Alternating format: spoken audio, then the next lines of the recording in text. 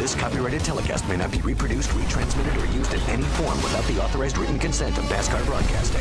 NASCAR would like to thank all of our loyal fans for your continued support, and we hope you enjoyed today's broadcast. There you saw Sorensen and Allgaier. They're still running 17th and 18th. Everybody is chasing Carl Edwards here at our race at Richmond, presented by Jack Daniels.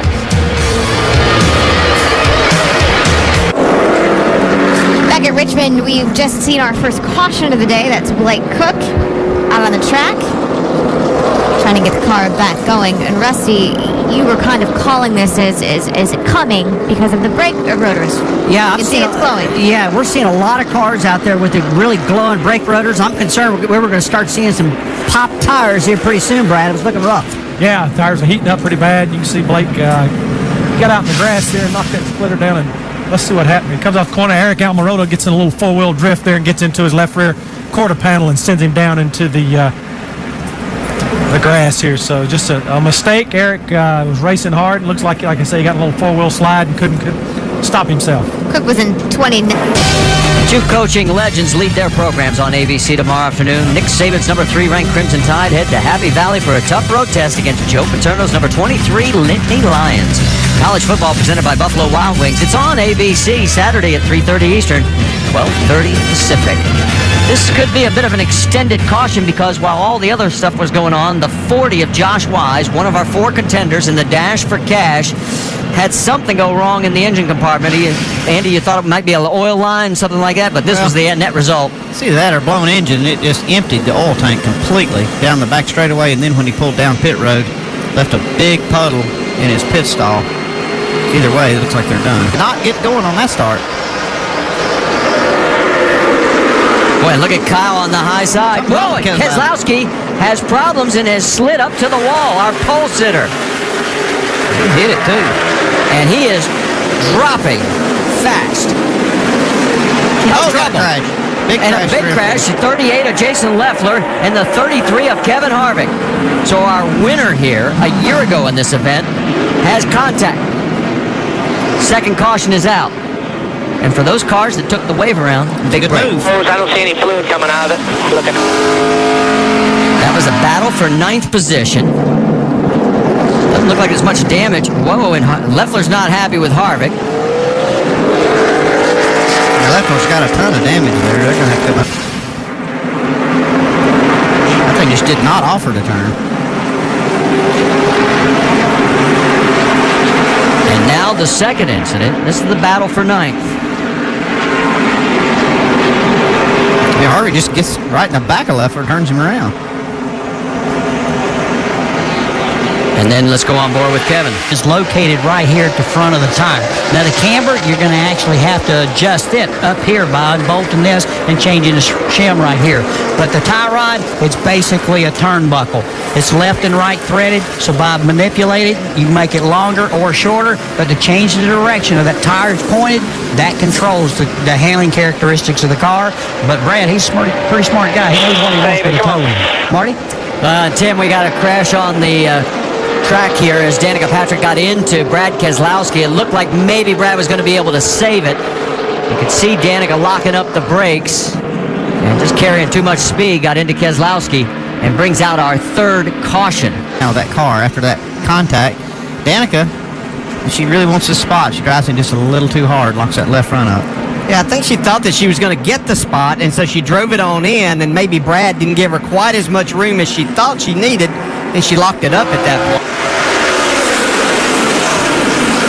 Oh, trouble. Big crash up in the corner, the 11 of Brian Scott, 62 of Michael Annette, and it's the 11 of Scott that got the worst of it. 88 just never stopped for the corner. The 88 would be Eric Almirola, and that is the 11 radio. Well, he pounded that one. Absolutely killed. Our 4th caution. And on these short tracks, see the 11 car there coming into the corner now. It does get a tap for sure.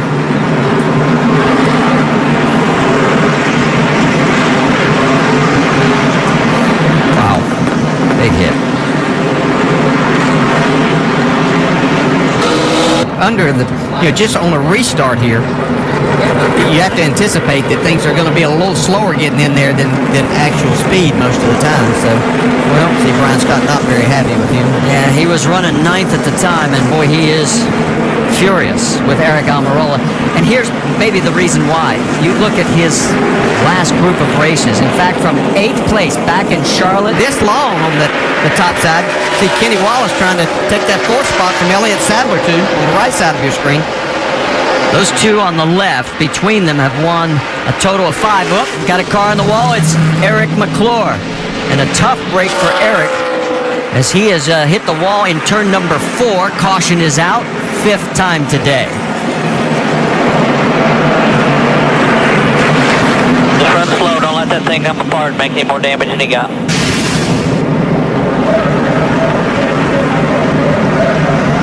So he blew a tire. See sparks flying before he gets to the corner. There's the aftermath. It's almost like that tire was going down, coming down the back straightaway. He was running 22nd with Harvick. And Harvick has gotten past the 38. Whoa, and look out, there's trouble there. And now Harvick retaliates into the 16. Caution flag is out again. And I guess Trevor's leader was pegged. Hold it up there. They're going to slide That's into all you. frustration, every bit of that. It's just a shame to see that for Trevor. He had a great Yeah, car. I'm fine, but I'm just over wrecking cars because we can't get out of the pit. It's a reference to that pit stop that cost him 7 spots.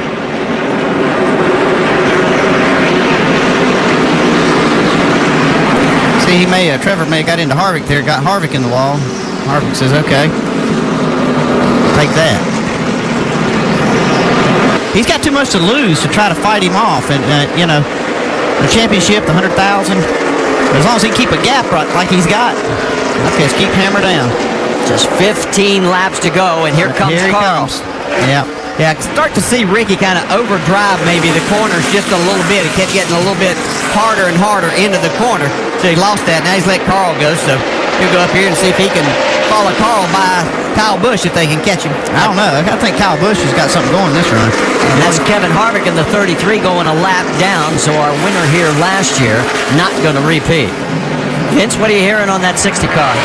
Well, they're really unhappy because Carl Edwards has had the dominant car throughout much of this night. He's led 160 laps. But when they came in for that last pit stop and he slammed on the brakes, it pinned the front of the nose. And because of the way the shock reacted, they couldn't get the tire off through the right tire well. And that slowed down their stop. They lost 3 positions in the pits. That's the only thing that's kept Mike Beam and Carl Edwards down tonight because they have been real good on the track. The margin to first place is 1.1 seconds. Kyle Busch, we've talked about this, I don't know, countless times. They did not have a good car in practice, but he and Jason Ratcliffe worked so well together, by night's end, they're going to be there. Here they are, leading 12 to go. But I think right there, the Carl Edwards, that gave me a little bit away on his setup. Got a lot of rebound in that right front shot. Yeah. if that slowed the pit stop down. Like Carl's catching him just a little bit. He beat him almost 2/10 that time. He was fastest car that last lap. Kyle Busch was second quick, Stenhouse third. It's got to be hard here in a situation like Carl to really be disciplined and not overdrive your car when you're trying to catch somebody, Dale. I don't know what it's like, when you're in this situation, but it seemed like it'd be easy to overdrive it. And just like last lap, Edwards is the quickest, and it's down to 0.8 seconds. Yeah, you're exactly right about that, Andy. It is easy to overdrive, and this is a racetrack, once again, that is easy to overdrive because it looks like you've got so much room to just drive it off in the corner. So especially when you're trying to catch someone, get that little bit of extra out of it, you can just make it too hard, slide the nose in the corner, and get back to the throttle then. 9 laps to go. Danica Patrick about to go a lap down again. She's running in 18th position. It makes it even harder to run someone down like Kyle Busch, who rarely makes a mistake out there. He's very much in control of his race car, and he just doesn't slip. And now with Carl trying to deal with lap traffic, the gap right now is 0.7 seconds. And you can see it has closed. But there's 8 laps to go.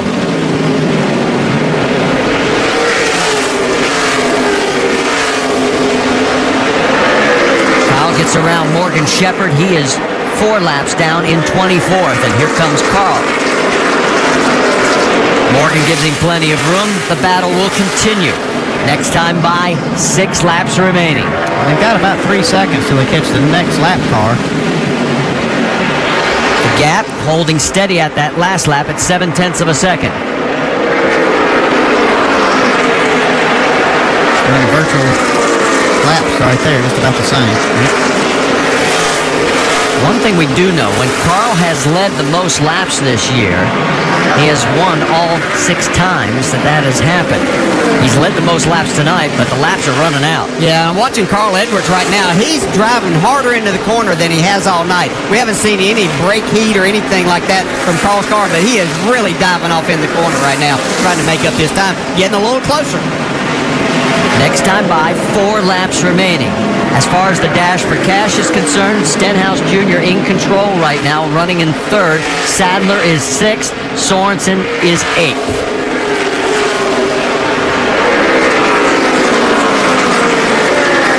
While this battle has sort of subsided, this one is picking up a little bit. That is the 20 of Ryan Truex. He is 4th. Kenny Wallace is closing in his 5th position. And Elliott Sadler right behind in the 2. They've got a nice battle here. Kenny Wallace actually caught Ryan Truex a little bit ago. Got up to his quarter panel, but has had to settle back and hasn't been able to get back to his bumper since. 3 laps to go. It is down to a half a second up front. And that's what it looks like on the racetrack. Here comes Carl, but does he have enough time? They're going to catch a couple of lap cars here in these last 2 laps. Coming up on Kevin LePage in the 52.